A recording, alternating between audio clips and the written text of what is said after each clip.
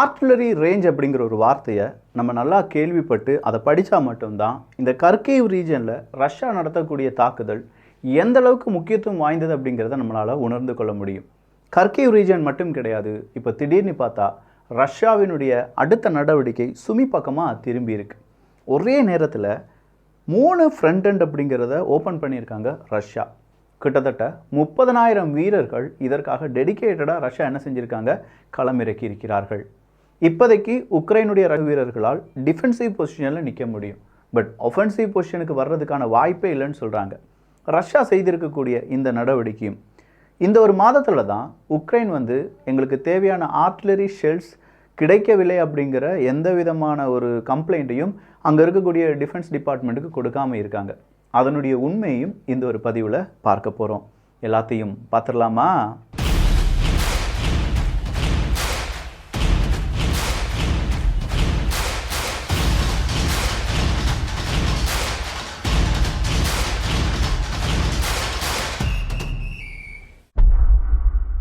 Artillery range நாம் எப்படி ஒரு வண்டிக்கான ரேஞ்ச், இப்போ சார்ஜபிள் வண்டி, ரீசார்ஜபிள் வண்டினா 40 கிலோமீட்டர் ஓடும், 400 கிலோமீட்டர் ஓடும் அப்படின்னு சொல்கிறோம்ல, அதே மாதிரி இந்த ஆர்ட்டிலரியால் எவ்வளவு தூரம் இருக்கக்கூடிய இலக்கை தாக்கி அழிக்க முடியும் அப்படிங்கிறது தான் ஒரு ஆர்ட்டிலரி ரேஞ்ச்.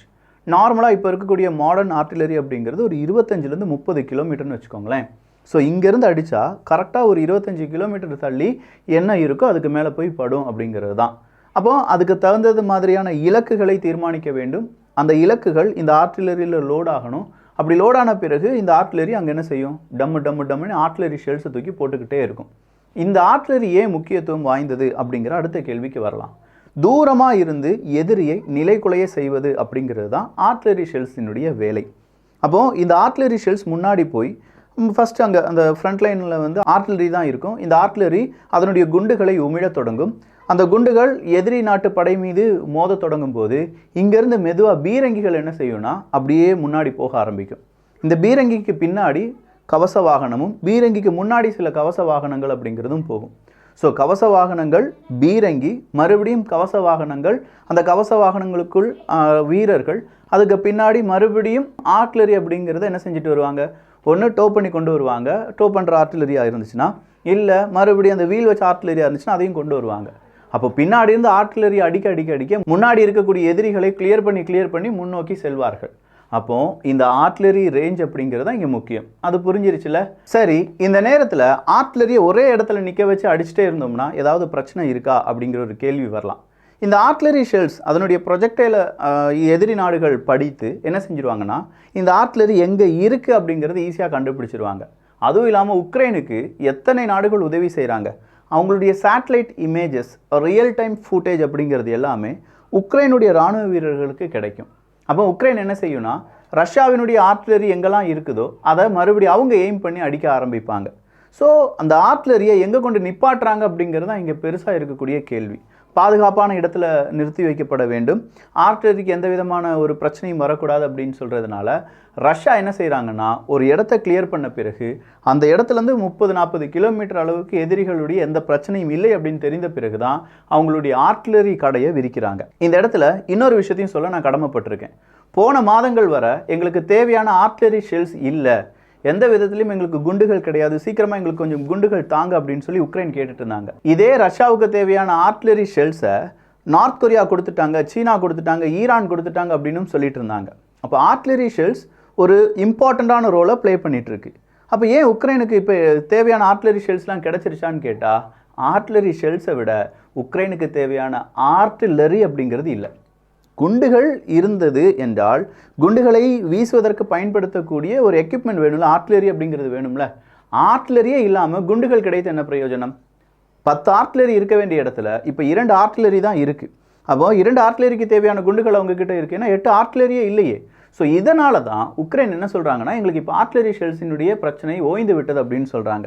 மெயின் அளவு ப்ரொடக்ஷன் அப்படிங்கிறது யூரோப்பாக இருக்கட்டும், அமெரிக்காவாக இருக்கட்டும், பெரிய அளவில் ஆர்ட்டிலரி ஷெல்ஸுக்கான ப்ரொடக்ஷனை இன்னும் ரேம்ப் அப் பண்ணலை. வார் எக்கனாமி இல்லாட்டி வார் ஃபுட்டில் உங்களுடைய டிஃபென்ஸ் செக்டார்ஸ் நிலை நிற்கிறதா என்று கேட்டால் இல்லை.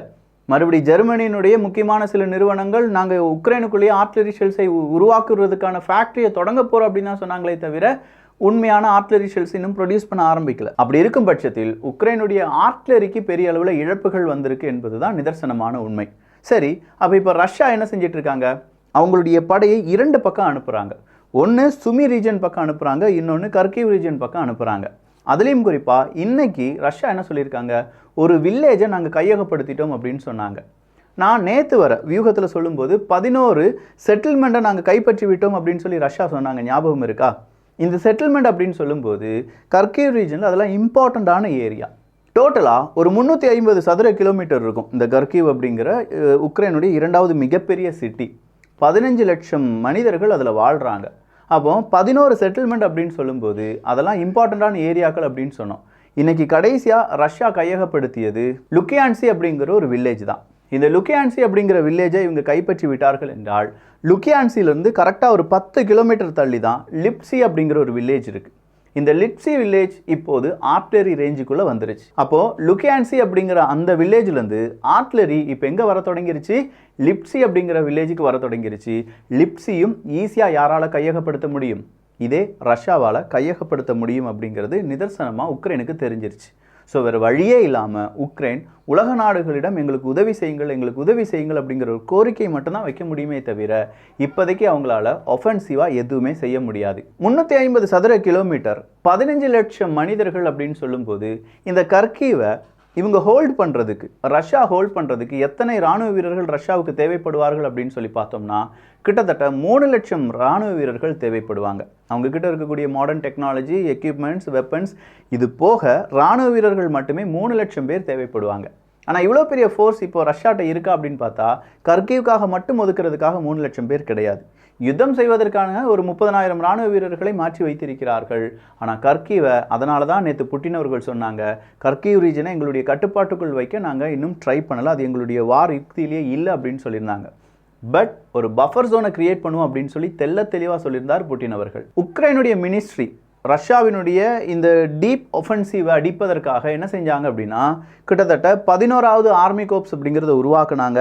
அதில் 18,000 25,000 இராணுவ வீரர்களை புதிதாக சேர்த்தார்கள்.